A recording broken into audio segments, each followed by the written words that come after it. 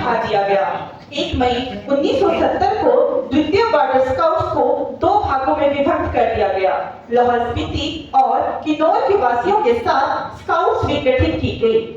जून 1970 के आरंभ में तत्कालीन कमान अफसर वी के मधो शेष सैनिकों के साथ अंबाला पहुंचे, जहां 11 जून 1970 को ले कर्नल गुरबख्श सिंह ढिल्लों ने इन सैनिकों के साथ 11 डोगरा का गठन किया। चूंकि यूनिट की पूरी संख्या में सैनिक तथा विविध सैन्य सामग्री 30 अक्टूबर तक ही उपलब्ध कराई जा सकी, अतः वह इसी दिवस 30 अक्टूबर को अपने स्थापना दिवस के रूप में मनाती है। 5 जुलाई 1972 को लेफ्टिनेंट कर्नल पी के कौल नए कमान अफसर बने तथा यूनिट ने उनके नेतृत्व में अगले माह श्री गंगानगर के लिए प्रस्थान किया। यहाँ यूनिट ने सीमा रेखा पर अग्रमिक मोर्चे संभाले। 1971 के भारत पाक युद्ध के दौरान वह क्षेत्र अपेक्षाकृत शांत रहा। अप्रैल 1973 में बटालियन चंडी मंदिर आ गई। यहाँ 1 वर्ष के प्रवास के बाद यह बीनागुड़ी के लिए रवाना हुई। उसी माह सितंबर 1975 में लेफ्टिनेंट कर्नल एच.एस. बेदी के नेतृत्व में यूनिट त्योंगसांग नागालैंड चली गई। वहां 2 वर्ष तक सेवारत रहने के बाद यह कोटा राजस्थान पहुंच गई, जहां लेफ्टिनेंट कर्नल एच.एस. सांगा ने इसकी कमान लेफ्टिनेंट कर्नल बेदी से ली। जुलाई 1981 में lieutenant colonel Z.S. Chaudhary unit के कमान अफसर बने। यूनिट को गुलमर्ग जम्मू कश्मीर में युद्ध विराम रेखा पर तैनात कर दिया गया। 23 दिसंबर 1983 को लेफ्टिनेंट कर्नल वी.जी. कोंडलाकर कमान अफसर बने। अगले वर्ष 11 डोगरा ने ऑपरेशन शांति के अंतर्गत दिल्ली में हुए दंगों को नियंत्रित करने में सराहनीय भूमिका निभाई। उसके कार्य की दिल्ली के लेफ्टिनेंट गवर्नर तथा एरिया के GOC द्वारा प्रशंसा की गई। मेजर प्रताप सिंह को कर्तव्य परायणता के लिए विशिष्ट सेवा मेडल प्रदान किया गया। जून से नवंबर 1985 तक यूनिट ने धारचूला उत्तरांचल क्षेत्र में रक्षा व्यवस्था निर्माण का दायित्व अत्यंत कुशलता के साथ निभाया। मई 1985 से जून 1986 तक मेजर GS रावत के अधिक बटालियन की एक कंपनी इन्फेंट्री स्कूल महू में डेमो कंपनी के रूप में कार्यरत रही। अक्टूबर 1986 में बटालियन जंग अरुणाचल प्रदेश के उच्चतलीय क्षेत्र में तैनात की गई। यहाँ उसे सीमा रेखा की निगरानी तथा क्षेत्र में रक्षा व्यवस्थाओं के रखरखाव का कार्य दिया गया। 12 अक्टूबर 1987 को कर्नल H.J.S. संधू ने यूनिट की कमान संभाली। इसी दौरान बटालियन ने जसवंतगढ़ में नई रक्षा व्यवस्था का निर्माण किया। जंग में 2 वर्षों के प्रवास की अवधि में यूनिट को एक सेना अध्यक्ष का प्रशस्ति पत्र तथा एक आर्मी कमांडर का प्रशस्ति पत्र प्रदान किए गए। सितंबर 1988 में यूनिट देहरादून आ गई। वहां हवलदार ओम प्रकाश और नायक सुखराम को भूस्खलन के मलबे में दबे 3 व्यक्तियों की जान बचाने के लिए सेना अध्यक्ष के प्रशस्ति पत्र दिए गए। 2 वर्ष बाद अक्टूबर 1990 में बटालियन को कलसिया नौसेरा में नियंत्रण रेखा पर बनी पोस्टों की रक्षा का दायित्व दिया गया। अप्रैल 1991 में कर्नल D.S. अधिकारी वीर चक्र कमान अफसर बने। 9 अक्टूबर 1993 को यूनिट के दमाना पहुंचने के एक सप्ताह बाद 15 अक्टूबर को कर्नल O.P. तोमर कमान अफसर नियुक्त हुए।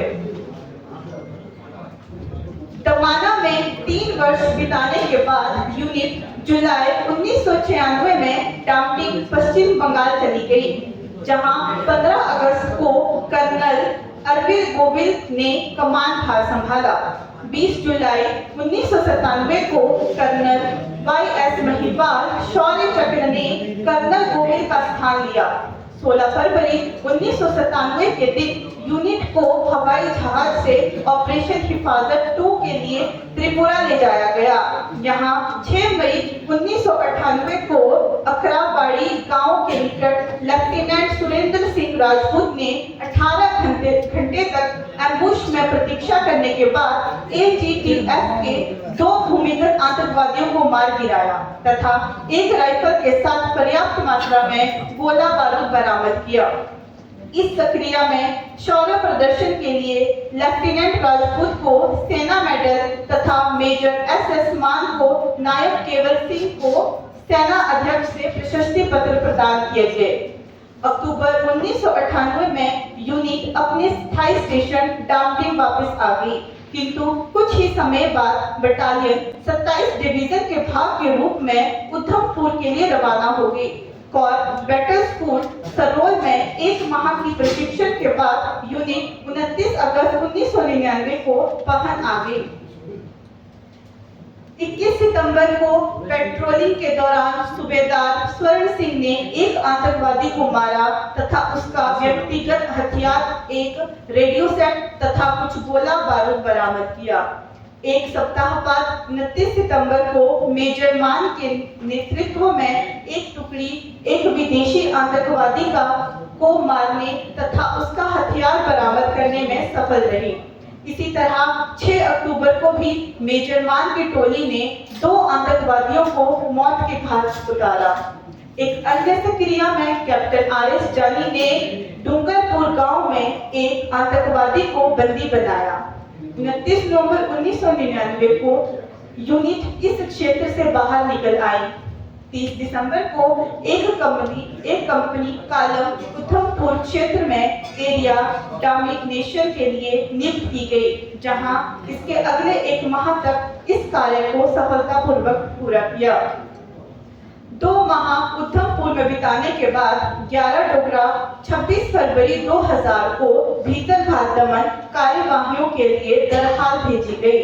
वहां यूनिट ने विभिन्न सक्रियाओं को 41 उग्रवादियों को मार डाला और 4 को बंदी बनाया तथा बड़ी मात्रा में हथियारों, असहल और अन्य सैन्य सामग्री बरामद की।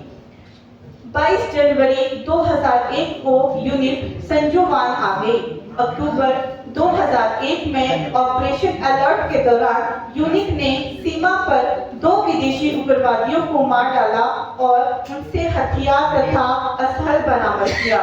19 दिसंबर 2001 को यूनिट ने ऑपरेशन पराक्रम में भाग लिया तथा सीमा पर माइने बिछाई। यूनिट के स्नाइपरों ने समय समय पर शत्रु के 43 सैनिकों को हताहत किया।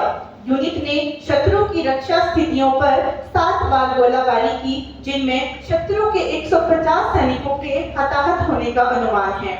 16 जनवरी 2003 को यूनिट संजुवाना वापस आ गई। 28 जुलाई 2003 को यूनिट के ऊपर आत्मघाती हमला हुआ, जिसमें एक JCO और 12 जवान वीर गति को प्राप्त हुए। इस प्रक्रिया में यूनिट ने 2 उग्रवादियों को मार डाला। ऑपरेशन बदला लो में यूनिट के एक अफसर 12 जवानों के बल ने 31 राष्ट्रीय राइफल के साथ एक मिलीजुली प्रक्रिया में सूरनकोट क्षेत्र में 4 उग्रवादियों को मार डाला। एक अन्य विदेशी उग्रवादी जम्मू क्षेत्र में मार डाला गया। सूरतगढ़ में 21 अक्टूबर 2004 से 11 मार्च 2008 तक तैनात रही। इसके बाद यह श्री गंगानगर चली गई। वहां पर 12 मार्च 2008 से 30 जून 2013 तक रही। SSH ऑपरेशन मेघदूत में 12 जुलाई 2011 से 19 सितंबर 2012 तक रही। पद जम्मू और कश्मीर में 20 सितंबर 2012 से 8 जुलाई 2013 तक रही। मुंबई में 24 जुलाई 2013 से 8 मार्च 2016 तक रही। रयाम 15 मार्च 2016 से 5 जून 2019 तक रही।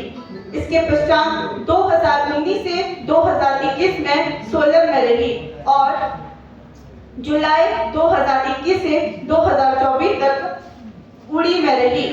अब प्रेजेंट में अभी चंडीगढ़ में है। YouTube पर हमारे चैनल को सब्सक्राइब करें और रेगुलर अपडेट के लिए बेल आइकन दबाएं।